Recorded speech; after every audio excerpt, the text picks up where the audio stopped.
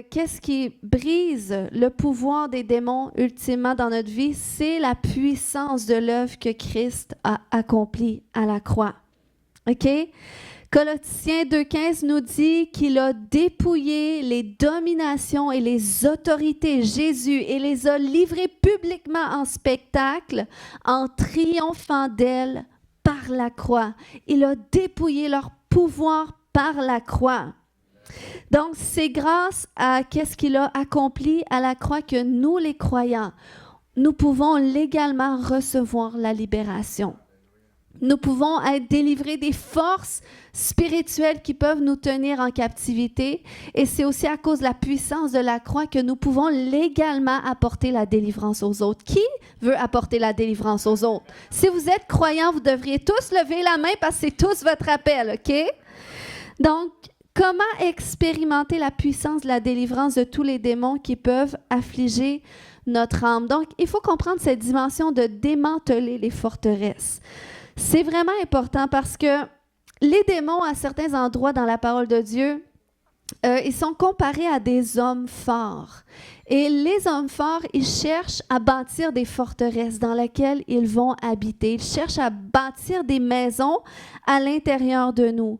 Puis ces maisons, ces forteresses sont une métaphore qui est utilisée dans la Bible pour souligner des raisonnements érigés contre la foi. Donc, parfois, pour dépouiller les hommes forts qui sont dans les fondations de ça, il y a certaines structures de raisonnement à renverser. Et ça, c'est 2 Corinthiens 10, 4 et 5 qui nous dit que les armes avec lesquelles nous combattons ne sont pas charnelles, mais elles sont puissantes par la vertu de Dieu pour renverser quoi? Des forteresses. Et il dit, nous renversons les raisonnements et toute hauteur qui s'élève contre la connaissance de Dieu, et nous amenons toute pensée captive à l'obéissance de Christ. Donc, on doit renverser, démanteler les forteresses que les démons cherchent à ériger dans notre vie. Puis, ces forteresses, ces structures de raisonnement sont souvent composées de mensonges qu'on a cru, qui sont enracinés soit dans notre éducation, dans nos expériences de vie. C'est pour ça que la Bible va nous dire d'être transformés par le renouvellement de notre intelligence. On a besoin que notre mentalité soit transformée. Puis, des fois, ces mensonges vont être enracinés aussi dans des blessures qui sont profondes à l'intérieur de nous. Puis, pour se rendre à ces blessures, on a besoin de l'aide du Saint-Esprit. Parce que souvent, elles sont très profondes, surtout quand ça fait longtemps qu'ils sont là, on s'habitue, hein, on développe une certaine résilience, mais ça ne veut pas dire qu'on a expérimenté la guérison. Puis la Bible va nous dire que dans 1 Corinthiens 2,10, que l'Esprit de Dieu sonde tout, même les profondeurs de Dieu. Donc, il nous sonde aussi.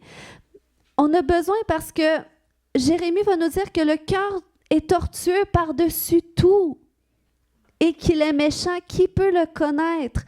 Donc, même nous, des fois, qui peut attester que même on ne se comprend pas tout à fait des fois. On ne comprend pas pourquoi on agit d'une certaine façon, qu'on est d'une certaine façon.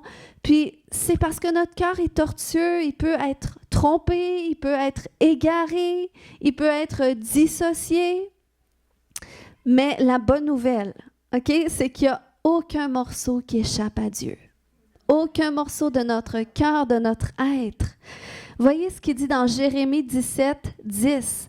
« Moi, l'Éternel, j'éprouve le cœur, je sonde les reins pour rendre à chacun selon ses voies, selon le fruit de ses œuvres. » Et quand je suis allée voir la définition, quand il dit « j'éprouve », ça veut dire « il explore », il examine. Puis le cœur, c'est quoi? C'est l'homme intérieur, c'est l'âme.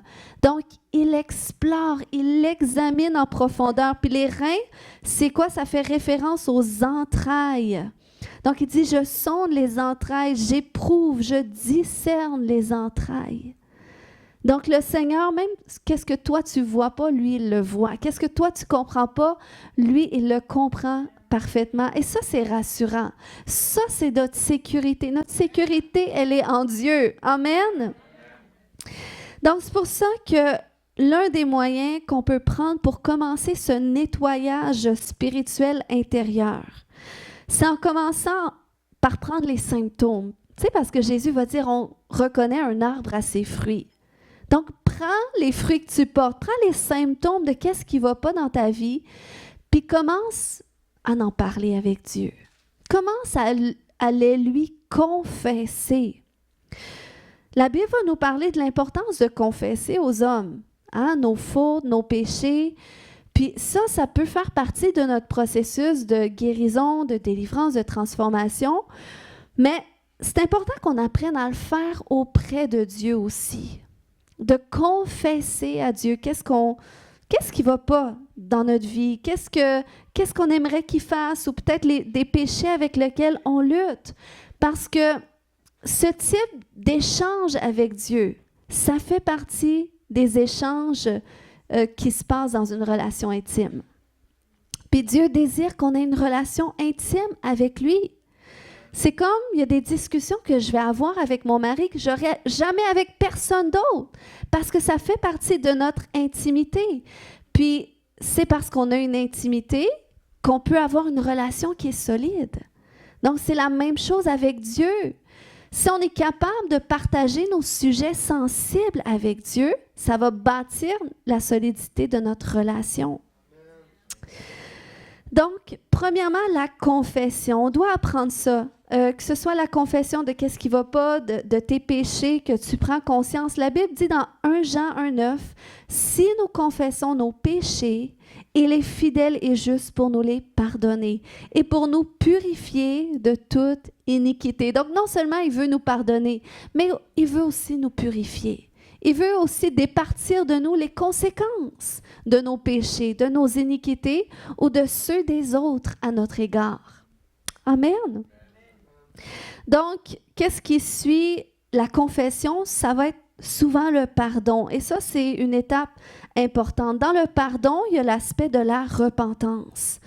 Acte 3,19 nous dit « Repentez-vous donc et convertissez-vous pour que vos péchés soient effacés afin que des temps de rafraîchissement viennent de la part du Seigneur. » Et le mot repentir ici, dans le grec, c'est le mot métanoéo qui signifie changer son esprit pour mieux. Donc le Seigneur, il nous appelle à cet endroit de chercher à changer notre esprit, puis se convertir. Ça nous parle de se tourner vers l'adoration du vrai Dieu ou de revenir à l'amour et à l'obéissance de Dieu. Donc, c'est pour ça que la repentance, ça devrait être une posture de cœur qui implique l'admission d'une faute et aussi le désir de changer. Mais qui parfois peut avouer que des fois, on ne veut pas se repentir à Dieu parce qu'on ne sait pas comment est-ce qu'on ferait pour s'en sortir. On se dit, tu sais, pourquoi je me repentirais? Parce que ça dit qu'il faut que je change de direction. Ça veut dire qu'il faut que je change mon cœur, je me tourne vers Dieu, mais je ne sais pas comment faire. Fait que tant qu'à ça, aussi bien ne pas me repentir. Est-ce qu'il y en a qui ont déjà passé par là? Amen. Mais tu sais, de confesser de ta bouche ta faute te rapproche beaucoup plus de la grâce pour changer que plutôt d'endurcir ton cœur à la conviction que le Saint-Esprit te donne parce que tu dis, même si je me repens, je ne sais pas comment je vais faire pour arrêter. Donc, c'est pour ça qu'il y a une puissance dans la confession. Puis, il y a une histoire dans la Bible, qui figure ça. Jésus a dit dans Luc 18, à partir du verset 10, que 2 hommes montèrent au temple pour prier. L'un était pharisien et l'autre publicain. Le pharisien debout priait ainsi en lui-même, « Ô Dieu, je te rends grâce de ce que je ne suis pas comme le reste des hommes, qui sont ravisseurs, injustes, adultères ou même comme ce publicain.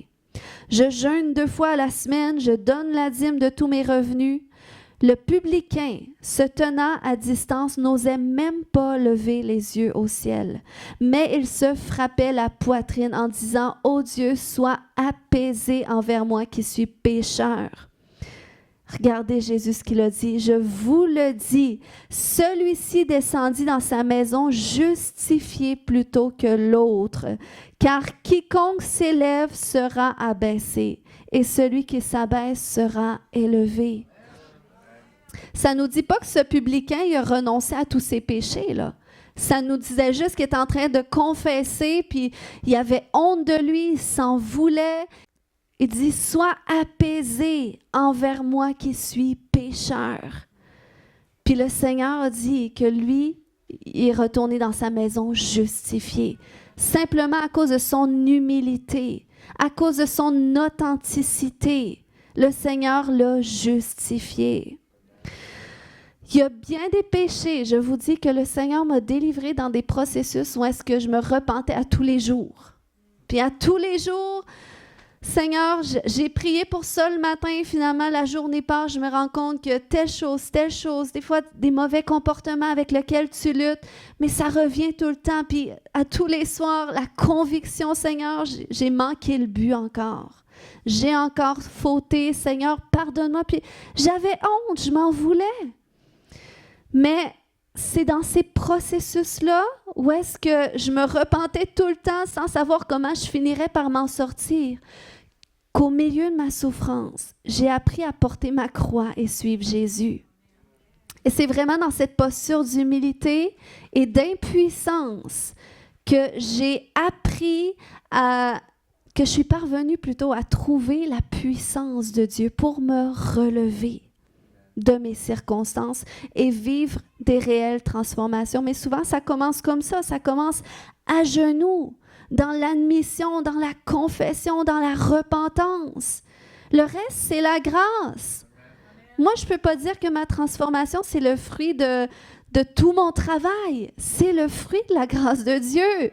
Oui, j'ai collaboré avec lui, je lui ai donné ma volonté. J'ai appris à soumettre ma volonté à la sienne. Mais pour le reste, c'est lui qui m'a donné la force. Amen. Donc, tomber, c'est pas grave, mais l'important, c'est d'apprendre à se relever. Puis on peut y arriver parce qu'on n'est pas orphelin, parce qu'on n'est pas tout seul laissé à nous-mêmes. On a un consolateur. On a le Saint-Esprit de Dieu qui nous a été donné comme cadeau. Et la Bible va nous montrer que lorsqu'on apprend à vivre à partir de lui, eh bien, c'est comme ça qu'on va apprendre à vivre selon lui aussi. Il a dit, marchez selon l'Esprit et vous n'accomplirez pas les désirs de la chair. Donc, c'est un apprentissage. Puis, tu vas te rendre compte que lorsque tu cherches comme ça, à marcher selon l'Esprit, tu vas vivre des ménages dans ta vie. Tu n'auras pas le choix parce que tu ne seras pas capable de partager ta vie avec qu'est-ce qui attriste le Saint-Esprit. Et la conviction va être là, tu ne sauras pas toujours comment faire, mais d'amener ça, de la confesser, de chercher la grâce de Dieu. À un moment donné, tu vas trouver la force pour changer. Amen. Donc, dans la repentance, il y a l'aspect du pardon aussi. La Bible nous dit que si on veut recevoir le pardon de Dieu, puis recevoir son pardon, ça inclut aussi se l'accorder à soi-même. Eh bien, on doit nous-mêmes pardonner. Et ça, c'est tellement important. On doit garder notre cœur des offenses. Matthieu 6,15 nous dit que si vous ne pardonnez pas aux hommes, votre Père ne vous pardonnera pas non plus vos offenses. Donc, c'est très clair, OK? Écrit blanc sur noir. Si tu retiens la grâce que tu pourrais accorder envers quelqu'un, Dieu dit qu'il va retenir la grâce qu'il pourrait t'accorder. Et croyez-moi, on a besoin de la grâce de Dieu. On en a besoin à tous les jours. Mais si on retient des offenses, ça retient la grâce de Dieu. Puis c'est pas parce que Dieu est méchant ou Dieu voudrait pas nous bénir ou qu'il voudrait pas nous justifier, mais c'est juste qu'il peut pas le faire lorsqu'on retient l'offense, parce que c'est comme si on se positionne comme juge à sa place pour dire cette situation, elle est inacceptable, puis moi, je juge de comment est-ce qu'on devrait se comporter dans la situation. Puis, l'affaire est que le diable connaît les principes de Dieu aussi. Puis, s'il sait qu'on retient une offense, il va se présenter devant le Père comme notre accusateur pour dire, tu vois, a pris pour un miracle, ça fait longtemps, mais tu ne peux pas lui donner. Parce qu'il est écrit que si elle ne pardonne pas, tu ne peux pas la pardonner, tu ne peux pas lui faire grâce. Donc, ça bloque. Alors, il faut savoir que pardonner, ce n'est pas excuser ou oublier, mais c'est de faire grâce. Faire grâce en laissant à Dieu la place d'être juge dans la situation. Peut-être tu dis, oui, mais comment je peux pardonner? Ça m'a tellement fait mal, ça m'a brisé. Ben, c'est justement pour ça que tu dois pardonner. Parce que si tu pardonnes, puis t'es peut-être mieux de... Tu sais, pardonner, c'est pas nécessairement te réconcilier. C'est pour ça que des fois, t'es mieux de commencer avec Dieu, d'amener ça auprès de Dieu. Tu dis, voilà la situation que j'ai vécue, voilà mon injustice. Mais comme ta parole me dit de pardonner, de faire grâce, ben moi, je veux plus porter cette injustice-là, cette offense. Donc, je choisis de te le donner par le pardon. Et quand tu fais ça, le Seigneur, ben, il prend ta dette. Il prend la dette de l'autre personne entre ses mains. Puis lui-même, il t'accorde sa grâce. Puis c'est là qu'il peut venir guérir ton cœur, puis qu'il peut même venir rembourser la dette s'il sait que l'autre personne n'aurait pas les moyens. D'une façon ou d'une autre, c'est lui-même qui va faire une œuvre dans ton cœur. Puis après ça, tu sais, dépendamment de la relation, si c'est une relation de proximité, tout ça, prie pour la personne. Il a dit, priez pour ceux qui vous maltraitent, bénissez ceux qui vous maudissent. Prie pour eux et le Seigneur va te montrer comment faire. Si, par exemple, c'est mon mari qui m'offense, bien, je peux gérer ça. Je suis mieux de gérer ça avec Dieu avant. Pourquoi? Parce que sinon, je pourrais aller dans les émotions, le confronter, tout ça, être juge à la place de Dieu. Mais si j'amène ça devant Dieu déjà, ça va me permettre d'être un peu plus posée. Puis quand on va se parler, c'est correct de dire « ça m'a blessé, qu'est-ce que tu as fait? » Puis c'est sain de le faire parce que je veux me réconcilier avec lui. Donc, le Seigneur, rendu là, on ne rentre pas dans la réconciliation ce matin, mais quand c'est des relations proches de toi, le Seigneur veut te donner les outils aussi pour te réconcilier d'une façon qui est saine. Mais on doit garder notre cœur de toute offense. Puis, on va être blessé. Même moi, des fois, c'est mes enfants qui ont 7 et 9 ans qui m'ont blessé parfois. Puis j'ai dû aller devant le Père pour... Je ne commencerai pas à taper sur la tête de mon fils pour dire « t'as fait ci, t'as fait ça ». Ça m'a... Il y a une certaine façon que oui, je peux l'exprimer, mais il y a des choses que je vais gérer avec le Père, puis qu'il va pouvoir comme ça libérer mon cœur devant lui. Amen? OK, donc si tu acceptes de pardonner à ceux qui t'offensent, eh bien, tu ouvres la porte de ton cœur qui était fermée pour laisser Dieu entrer puis guérir ton cœur brisé, remettre les morceaux ensemble puis restituer aussi qu'est-ce qui est nécessaire. La troisième étape, on est dans démanteler les forteresses, c'est la guérison, le renouvellement intérieur. Parce que le pardon, la repentance, ça ouvre le chemin vers ça. Puis parfois, le meilleur endroit où commencer pour recevoir la guérison du Père, c'est en demandant au Saint-Esprit, est-ce qu'il y a quelque chose que tu aimerais guérir à l'intérieur de moi? Ça, c'est dans votre temps d'intimité avec lui, vous pouvez lui poser ces questions-là. Est-ce qu'il y a un endroit dans mon âme que tu aimerais guérir? Parce que lui le voit, toi, peut-être tu ne le sens pas, mais lui le sait. Puis, c'est le type de questions qu'on doit poser, surtout si on lutte avec un péché, avec un mauvais comportement. Même peut-être tu es malade dans ton corps, puis c'est connecté à une blessure émotionnelle. Fait que tu peux demander à Dieu, est-ce que c'est connecté avec une blessure que j'ai vécue? Est-ce que cette condition de santé est connectée avec une blessure? Puis quand tu poses ces questions-là au Saint-Esprit, sois alerte. Peut-être qu'il va te donner un souvenir. Peut-être qu'il va te donner un rêve qui va suivre la nuit. Peut-être qu'il va te donner un mot qui va te rappeler quelque chose. Il va te montrer une situation. Et c'est là que tu peux commencer à questionner Dieu. OK, ben oui, je me souviens de ça. Comment ça m'a affecté? Montre-le-moi. Montre-le-moi quand à ce moment-là. Des fois, il y a beaucoup de blessures qu'on a vécues enfant. Puis, quand on était enfant, on l'a vu d'une certaine façon, mais c'est important de revenir à ça. Bien, comment moi je l'ai vu? Ah, je me suis sentie rejetée. J'ai senti que j'étais pas important. Donc ça, c'est important. Pourquoi? Parce que c'est ce qui va bâtir des structures de mensonges dans notre vie. Donc, OK, Seigneur, je me souviens de cet événement-là. Est-ce qu'il y a un mensonge que j'ai cru? Ah, OK, j'ai cru ça par rapport à moi ou par rapport aux autres. Et c'est là que tu demandes au Saint-Esprit, ben c'est quoi la vérité? Puis ça, tu le fais à voix haute, parce qu'on est dans la confession. Parce qu'il y a un autre verset qui va dire que c'est dans Romains 10, ça dit que c'est en croyant du cœur qu'on parvient à la justice et en confessant de la bouche qu'on parvient au salut. Donc, c'est important de faire des échanges comme ça, de vive voix avec ton Dieu. Ça va te permettre d'expérimenter le salut. Puis, quand on fait ça, quand on est dans la conscience de nos blessures, c'est là qu'on peut vivre Ézéchiel 36, 26. Quand Dieu dit « Je vais vous donner un cœur nouveau. Je vais ôter de votre cœur le cœur de pierre, puis je vais vous donner un cœur de chair. » Mais pour faire cet échange-là, souvent, des fois, on aimerait ça que le Seigneur « OK, c'est bon, j'ai un cœur nouveau. » Mais des fois, il faut aller dans les blessures, dans la pierre là, qui s'est endurcie. OK, je la prends, c'est bon, mais je te la donne, Seigneur. Maintenant, viens guérir mon cœur. Renouvelle mon cœur parce que là, j'ai compris c'était quoi ma blessure, j'ai renversé le mensonge, puis j'ai rétabli ta vérité. Puis aussi, c'est vrai, quand tu es conscient de tes blessures, tu peux dire, puis là, des fois, il y a des gens qui vont venir dans tes souvenirs, tu peux demander au Saint-Esprit, est-ce que j'ai encore besoin de pardonner? Ou est-ce que j'ai moi-même besoin de me repentir pour quelque chose?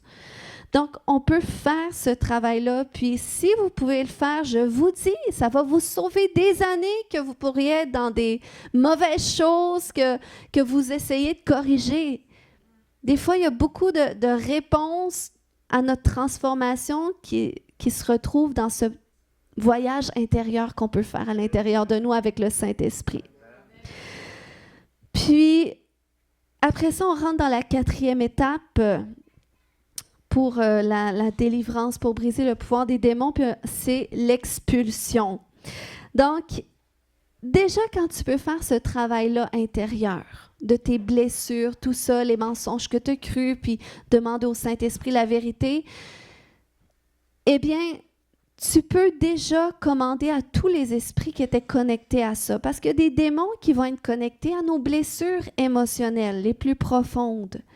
Puis, juste parce que tu as fait un travail de remplacement avec le Seigneur, de repentance, de pardon, de briser les mensonges pour les remplacer par la vérité, parce que la liberté se trouve aussi dans la vérité, eh bien, tu peux commander à tous les démons qui étaient connectés à ça de quitter, que ce soit ta vie ou que ce soit la vie d'une personne qui vient de confesser tout ce qu'elle vit, puis toi-même, tu la conduis au travers de ce processus. Tu dis, écoute, on va demander au Saint-Esprit, quand est-ce que ça a commencé ce péché-là dans ta vie?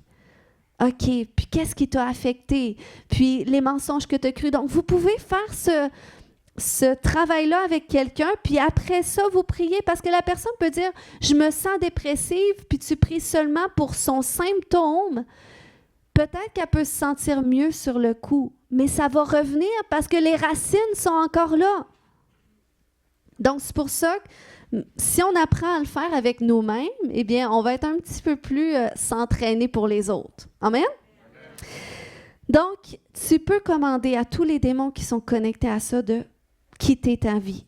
OK? Puis, ils n'ont pas le choix de le faire. Ils n'ont pas le choix parce que les démons doivent obéir. Puis, tu n'es pas obligé de le ressentir, surtout quand c'est de l'autodélivrance, tu ne le ressentiras pas nécessairement. Ça peut arriver que oui, mais tu continues, tu chasses et tout, mais sinon, c'est par la foi.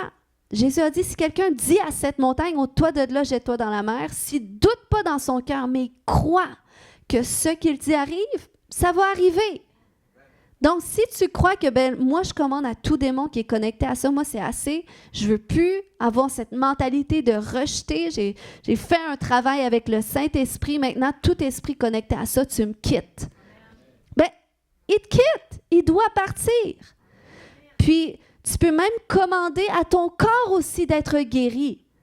Là où est-ce qu'il était affecté, puis là, le Saint-Esprit t'a révélé que ton mal de dos c'était connecté à des fardeaux d'enfance que tu portais, bien là, tu commandes à ton dos maintenant d'être guéri dans le nom de Jésus.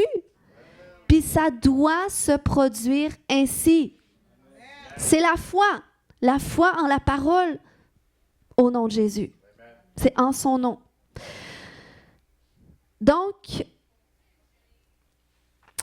si les démons ne quittent pas à ce stade, parce que là, ça peut arriver, bon, les démons qui vont être connectés à ça vont quitter et tout, mais là, ça ne veut pas dire que tu as fait tout le travail de délivrance, parce que comme j'ai dit, des fois, on fait affaire à des démons de plus haut niveau, OK? Au niveau occulte, au niveau des alliances spirituelles que nous-mêmes, on aurait pu faire, même dans nos familles, qui auraient pu être faits, qui ont encore des répercussions sur notre vie. Donc, quand on tombe à ce stade, oui, on peut intercéder. Il y a des prières de délivrance qui existent. On va en faire quelques-unes tantôt.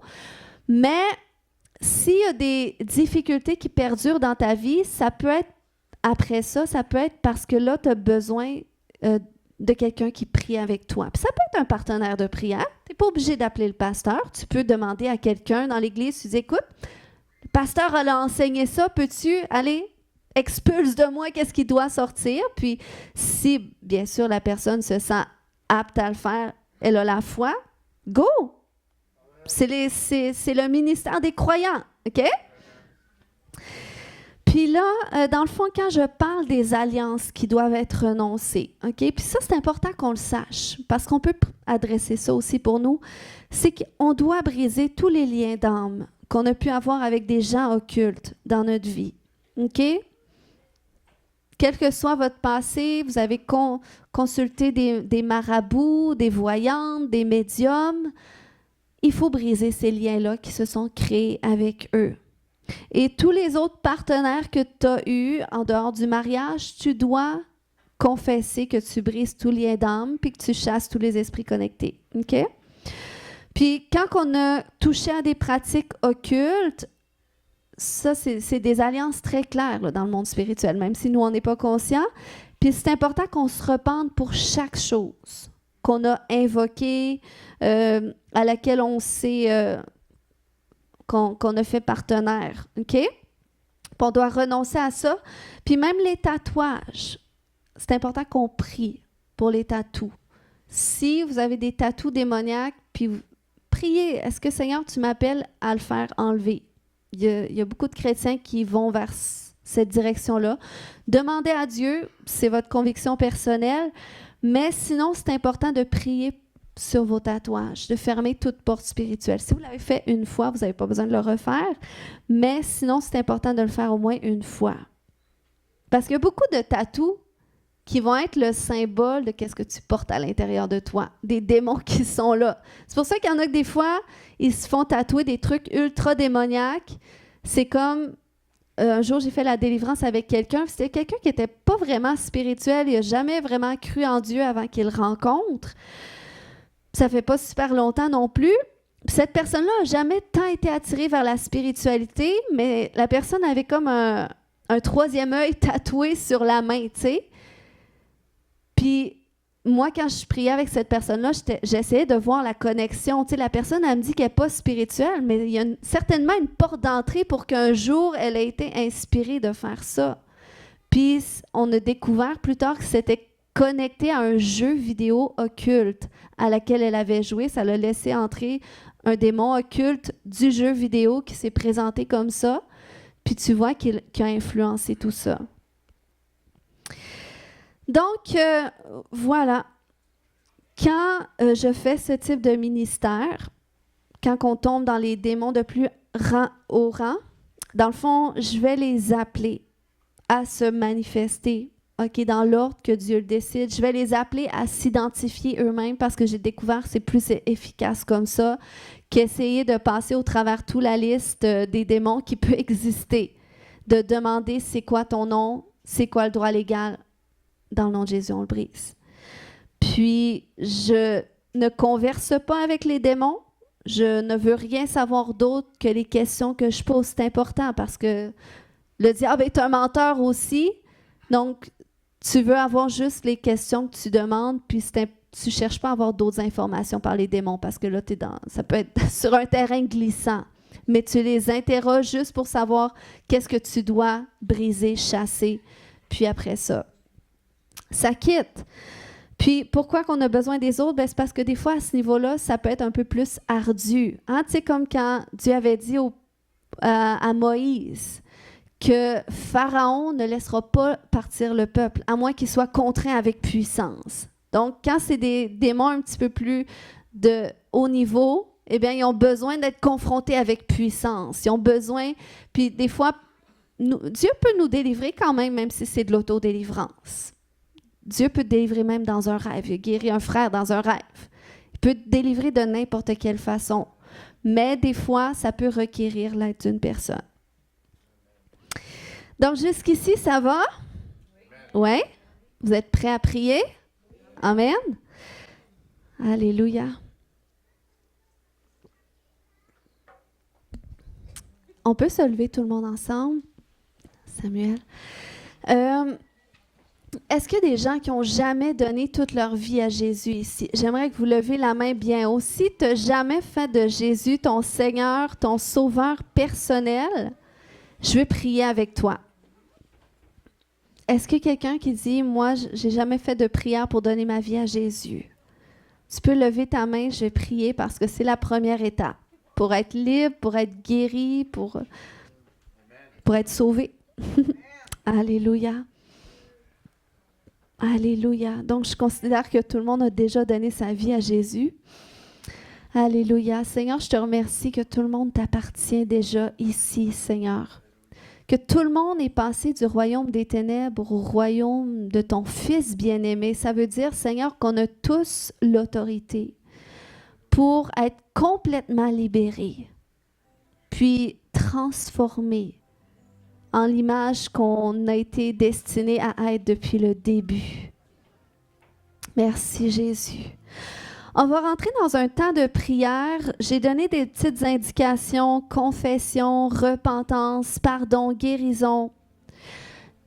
Aujourd'hui, c'est sûr que c'est un temps de prière plus corporatif, mais là où est-ce que vous êtes, je crois que le Seigneur va commencer un travail. Puis, est-ce que tu peux faire un retour à l'intérieur de toi, puis commencer à questionner le Saint-Esprit? Puis je vais prier en même temps que toi tu pries. Je vais conduire ce temps de prière, mais j'aimerais que tu sois alerte, que tu regardes à toi, pas ton mari ou ta femme, te dire enfin c'est bon qu'il entend ça, mais regarde pour toi aussi. Peut-être le Seigneur veut faire quelque chose de plus profond à l'intérieur de toi. Puis peut-être qu'aujourd'hui, peut-être tu n'as pas besoin d'être délivré. Mais aujourd'hui, j'aimerais que tu sois là pour la délivrance des autres, que tu sois là comme un gardien, un veilleur. Tu dises, oui, Seigneur, il faut que ton royaume se manifeste. Il faut, Seigneur, que ce soit encore 1-0 pour toi, Jésus. Alléluia. Seigneur, Saint-Esprit, viens mettre en lumière maintenant. Viens mettre en lumière des choses que tu veux traiter dans la vie de tes enfants.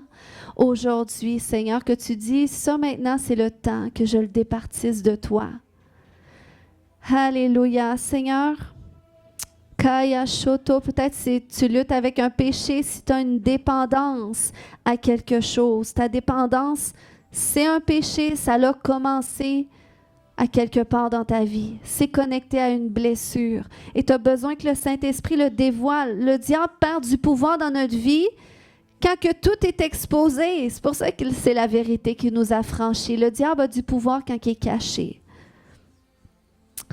Alléluia. Saint-Esprit, dévoile ce matin les péchés, les choses que tu aimerais qu'on confesse. Et Seigneur, aide-nous à faire un voyage intérieur. Toi qui sondes tout, Saint-Esprit, montre-nous c'est connecté à quoi? Cette habitude, ce comportement, ce péché, cette lutte, elle est connectée à quoi? Cette douleur dans le corps, peut-être tu luttes financièrement. Seigneur, c'est connecté à quoi ce matin? Est-ce que j'ai déjà fait des transactions avec le monde des ténèbres? Est-ce que, Seigneur, j'ai manqué trop souvent de sagesse? Questionne le Saint-Esprit. Ce matin, je veux t'entendre prier. Je ne t'entends pas assez fort prier. Kaya Sherema Katada. Koya Shoto. Questionne le Saint-Esprit ce matin. Questionne, rends-toi aux pierres pour que tu lui dises, OK, ben, je veux te donner cette pierre-là. Et renouvelle mon cœur aujourd'hui. Kaya Shoto, si tu as besoin de te repentir, repens-toi. Si tu as besoin de pardonner, commence à pardonner ce matin. S'il y a des offenses qui sont là, commence à les traiter avec le Père ce matin. Kaya Shoto, je veux entendre des gens qui prient à voix haute. Si tout le monde prie ensemble, personne ne va s'entendre, OK? Mais si j'ai juste une personne qui prie, les autres ne voudront pas. Alléluia, merci Seigneur. Kore makataya shote. Kore kamaya shonto mata. Kaya shoke mata re makataya shote. Dévoile, dévoile, dévoile, Saint-Esprit. Reke, dévoile ce qui est caché dans les cœurs.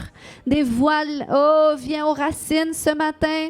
Re makataya shonte kamaya. Koya shore makataya shote mama mama yato. Rakaya shote. Je sens une douleur ce matin au niveau de l'estomac ou au niveau du foie. Alléluia. Si c'est pour quelqu'un ce matin, questionne Dieu. Alléluia. Dis Saint-Esprit, est-ce que c'est connecté avec une blessure? Kaya shore makataya shote maya shonte. Koya shote. Oh, je sens une douleur dans le genou. Tu dois demander au Saint-Esprit avec quoi c'est connecté. Allez, ce matin, on fait du ministère envers soi-même parce qu'on s'entraîne pour en faire avec les autres. Kore makaya shoko mata. Re makata ya shoke mata ya shote mata re bakata.